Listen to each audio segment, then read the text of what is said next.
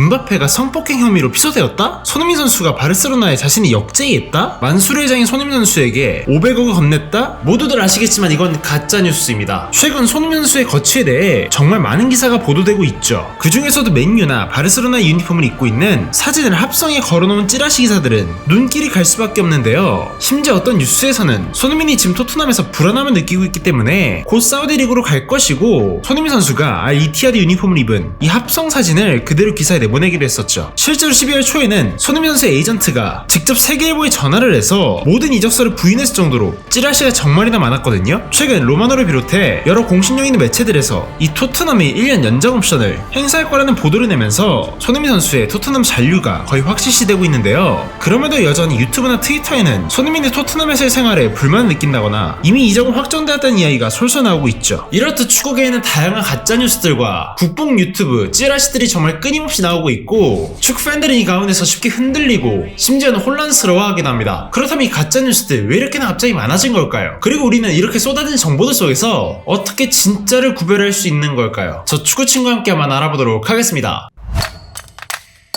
앞서 언급했듯이 축구계에는 매년 가짜뉴스와 찌라시들이 넘쳐나고 있습니다. 작년 초에 이강인과 관련된 가짜뉴스 때문에 말이 정말이나 많았는데요. 작년 2월 아시안컵 논란 당시에 유튜브에 이강인에 대한 가짜뉴스만 무려 360개가 달했고 조회수가 누적 7천만 회를 기록했습니다. 이를 통해서 유튜버들이 얻은 수익은 약 7억 원 정도였고요. 쉽게 말해서 가짜뉴스들 그리고 국뽕 유튜브들은 돈이 되기 때문에 하는 거예요. 이전부터 사람들은 재미없는 팩트보다 자극적인 가십을 더 좋아했잖아요. 우리나라 역시 스포츠뿐만 아니라 정치, 경제 등 이 사회가 혼란할수록 자국에 대한 프라이드를 찾는 이들이 역설적으로 많아질 수밖에 없는데 축구 역시 비슷하거든요. 메시나 은바페 등 유명 선수들이 한국 선수를 언급했다? 한국인으로서 뽕이 막 차오르는 거예요. 그렇기 때문에 가짜뉴스 유포자들은 이를 악용하는 거고 가짜뉴스는 이런 관심을 끌기 매우 좋기 때문에 계속 나오는 거예요. 최근 네이마르가 알힐랄을 떠나서 바르셀로나를 이적하기 위해 바르셀로나에 자신이 역제시했다고 합니다. 이 문장만 들어도 관심이 혹 가지 않나요? 여러분들 클릭했겠죠? 그런데 이 뉴스 작년 8월에 실제 브라질 언론을 통해 보도되었습니다. 그럼 진짜였냐고요? 당연히 가짜였죠. 이 소식이 충격적이었던 건 이전에는 단순히 유튜버들, 즉 컨텐츠를 만드는 사람들만 가짜뉴스를 전달한 줄 알았는데 이제는 언론들 역시 출처를 잘 살펴보지 않고 정말 찌라시 같은 것들을 매우 주요하게 보도하다 보니까 이 팬들 입장에서는 헷갈릴 수밖에 없었죠. 일단 시대가 변하면서 사람들은 더 이상 포털 사이트를 통해 뉴스를 보지 않잖아요. 그러니까 기자들 입장에서는 이제 기사 한번 올려서 포털 사이트에 거는 것보다 트위터 한 줄 써서 올리면 이게 스포트라이트를 더 받는 거예요. 그러니까 어떤 기자들은 SNS를 통해서 속도 경쟁만 붙이죠. 그리고 다른 쪽에서는 내 기사가 포털 사이트에서 사람들에게 클릭을 유도하려면 결국 자극적이어야 된다는 거예요. 때문에 최대한 많은 관심을 끌기 위해서는 사실관계를 일일이 파악해서 팩트를 기반으로 보도하기보다 대중들이 혹할 만한 사실을 교묘하게 섞어서 짧은 시간 안에 관심을 확 끌 수 있는 방법을 선택한 거예요. 실제로 그 당시에는 바르셀로나의 왼쪽 윙어 자원들이 마땅치 않은 상황이었고 때문에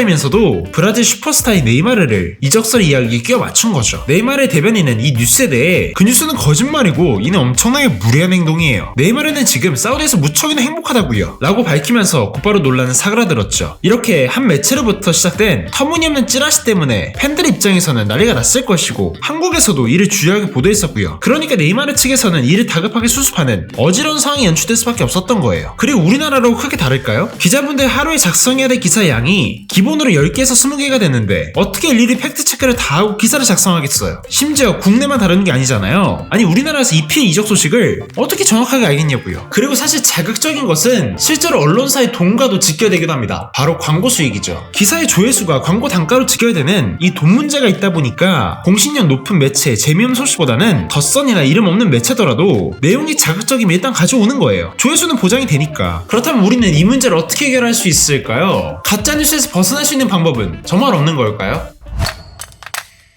가장 쉬운 방법은 믿을만한 매체 소식을 접하는 것이겠죠. 그리고 이적 시장에서 가장 믿을만한 소식을 보도하는 곳 중 하나는 바로 BBC 스포츠입니다. BBC 스포츠는 기존의 공식력이 가장 높은 축구 매체 중 하나일 정도로 매우 정확한 보도를 내는 곳으로 유명한 곳인데요. 영국의 공영방송인 BBC는 1936년 런던 북부의 스포츠 경기장인 알렉산드라 팰리스에서 세계 최초의 고화질 TV 서비스를 시작했을 정도로 그 시작부터가 스포츠와 연을 맺었는데요. 이후 수십 년간 BBC라는 이름으로 여러 스포츠 경기를 중계했었고 88 올림픽 올림픽 당시에 BBC 스포츠라는 브랜드를 분립하면서 본격적으로 BBC 스포츠가 시작된 거죠. 그런데 영국은 우리나라나 미국처럼 대통령제가 아니라 입헌군주제로 국왕이 다스리는 나라죠. 그렇기 때문에 BBC와 같이 공영성을 띠는 조직들은 대부분 왕실 헌장에 의해 창설됐는데요. 쉽게 말하면 왕실이 인증하는 공영 조직이라는 거죠. 만약 내부적으로 문제가 생기게 된다면 국왕이 이를 회수할 수 있는데, 그러면 BBC를 지탱하는 이 기반이 무너지다 보니까 BBC 입장에서는 좋든 싫든 일단 공영성을 지키고 봐야 되는 거예요. 실제로 BBC 스포츠에 소속이거나 거쳐갔던 기자들을 보면 과거 반페리시와 루크쇼 이적을 정확하게 맞췄던 맨유 전담 기자인 하워드 너스, BBC 전설이라 불리는 이 사이먼 스톤, 그리고 맨시티 소식을 주로 보도하는 사이먼 바이콥스키 등 프리미어리그를 딥하게 보는 팬들이라면 어느 정도 알고 있을 이 유명한 기자들은 모두 BBC 스포츠였습니다. 그리고 현재 이적 시장마다 가장 공신력 높은 기자로 손꼽히고 있는 이 데이비드 온스테인 역시 한때 BBC 스포츠 소속이었는데, 아스날 관련 소식은 물론 타팀 소식도 거의 다 맞춰버려서 축구 팬들 사이에서는 1티어라고 불리는 기자였죠. 외질과 오바메양이 각각 레알과 도르트문트에서 아스날로 이적할 때, 반대로 파브레가스가 아스날을 떠나 첼시로 이적할 때, 심지어 맨유가 레알에서 디마리아를 영입할 때 등 온스테인의 빅딜 관련 보도는 아주 높은 확률로 성사되며 그는 BBC 스포츠의 공신력에 큰 힘을 보태게 됩니다. 이 온스테인의 신뢰도가 얼마나 높으면 보통 기자들은 에이전트나 구단에 연락해서 직접 정보를 얻고 나는데, 온스테인은 구단이 먼저 정보를 주면서 보도해달라고 부탁을 할 때도 있다고 해요. 최근에는 맨유 테나의 경질, 맥토미니의 나폴리 이적 등 다수의 프리미어리그 이적을 독점 보도하면서 팬들로부터 신임을 얻고 있죠. 그런데 이 온스테인이 갑작스럽게 BBC를 떠나서 디애슬레틱으로 소속으로 옮기게 됩니다. 갑자기 왜 그랬던 걸까요?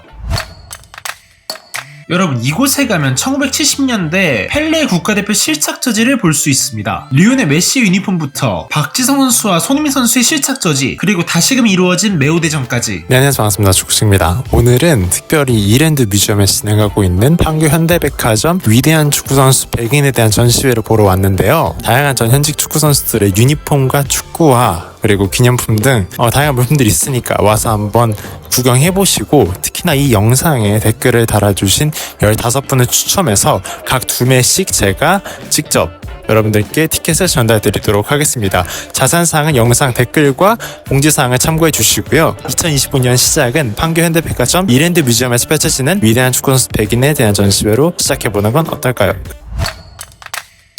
온스테인이 BBC를 떠날 수밖에 없었던 가장 큰 이유는 바로 공영성 때문이었어요. 실제로 BBC 스포츠의 콘텐츠가 업로드되는 유튜브만 보더라도 게리 리네커나 앙리 같은 유명 인사들의 토크쇼나 선수들의 인터뷰가 전부여서 선수가 아닌 기자 개인이 특정 콘텐츠에 도전하기 매우 어려운 환경이죠. 반면 온스테인이 선택한 디 애슬레틱은 BBC 스포츠와 이 비슷한 수준의 정확성을 추구하면서도 콘텐츠 제작에 있어 어느 정도의 자율성을 두는 회사였거든요. 그도 그럴만한 게 디 애슬레틱의 창업자들은 이 구독형 피트니스 회사의 직원들이었어요. 유튜브 멤버십과 같은 구독형 서비스의 경우에는 기본적으로 유료 컨텐츠였고, 이는 무료 컨텐츠보다 더욱 전문성이 있거나 더 딥한 컨텐츠를 제공해야 한다는 말이었죠. 디 애슬레틱 역시 창업자들의 영향을 받아서 이 구독형 서비스로 다양한 칼럼들과 기사들, 그리고 퀄리티 높은 축구 분석들을 제공하는 회사로 시작했던 거예요. 디 애슬레틱이 시작했던 곳은 바로 시카고입니다. 시카고 하면 떠오르는 스포츠들이 있죠. 마이클 조던이 있는 시카고 불스와 메이저리그의 시카고 컵스, 시카고 화이트삭스 등 농구와 야구로 잘 알려진 지역이 바로 미국 시카고입니다. 디 애슬레틱은 회사 초기부터 이 시카고와 미국에서 가장 인기 있는 스포츠인 농구와 야구를 먼저 다루기 시작했고, 마침 미국의 최대 스포츠 채널인 팍스 스포츠와 ESPN의 이 구조조정으로 인해 소속 기자들이 일자리를 잃게 되면서 인적 자원들을 자연스럽게 흡수했고, 미국과 캐나다의 또 다른 인기 스포츠인 아이스하키까지 다루면서 지부를 넓혀갔습니다. 그렇게 몸집을 불려가던 디 애슬레틱은 회사 설립 3년 만에 영국에 진출하게 됐는데요. 이 과정에서 마침 BBC에서 이직을 고민하던 데이비드 온스테인을 데려왔고, 자연스럽게 리버풀 전문 기자였던 제임스 피어스, 맨시티 소식을 다루는 샘리 기자를 비롯해 프리미어리그에서 소위 1타 기자들을 단숨에 모은 거예요. 또한 2022년에는 뉴욕 타임즈에 매각되면서 이 구독료에만 의존하느라 부족했던 재정까지 충당했고, 디 애슬레틱은 단 5년 만에 유럽 축구에서 손꼽히는 공신력을 가진 글로벌 스포츠 신문사가 되었습니다. 그리고 현재에는 뉴욕 타임즈에 이어 전 세계 언론사 디지털 구독자 순위에서 세계 2위에 랭크되어 있죠. 때문에 유럽 축구를 사랑하는 팬들이라면 디 애슬레틱의 기사다? 믿고 볼 수밖에 없는 거예요.